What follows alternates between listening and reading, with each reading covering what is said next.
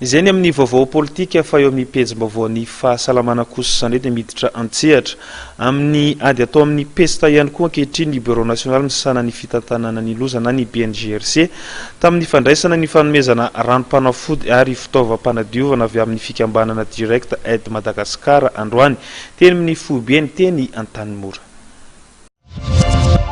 Nahazo fanafody sy fitaovana enti-miady amin'ny pesta ny fanjakana malagasy androany izay noraisy ny birao nasionaly misahana ny fitantanana ny loza na ny BNGRC teny amin'ny birao ny teny Antanimora. Fanomezana ahitana ranom-panafody ary fitaovam-panadiovana avy amin'ny fikambanana Direct Aid Madagascar tariny andriamatoa alaoy benaisa nandraizany kosa ny taleny BNGRC ramatoa andrianjafy Solange. Mamerina ny fisaorana ireto nandraikitra vao amin'ny Direct Aid izay nanolotra ireto fanafody sy fitaovana ireto hoentina fanampiana amin'ny ady amin'ny valanaretina pesta izay misy etaontsika amin'izao fotoana izao.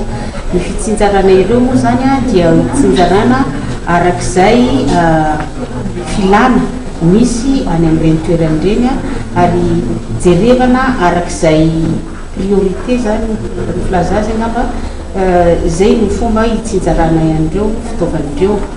Ny toky nomenay an'izao fanomena zany dia mitody soma tsara amin'ny zavatra ilaina azy ireo ampiasaina amin'izay fanadiovana sy fanomborana ny aretina pesta. Ny fanafody ahitana HTC 60 bidon Novos plus efapolo baoritra izay samy famonoana bibikely toy ny parasy. Ho famindrahana izany dia nanome pulvérisateur roapolo amby zato isa ihany koa ny Direct Aid Madagascar ary ny fitaovam-panadiovana nomeny dia borety 10 isa. Ty voalohany no nanolotra fanafody sy fitaovana toy izao ny Direct Aid Madagascar mba hiadiana amin'ny pesta fa komuna maromaro ihany koa no efa nahazo ny anjarany.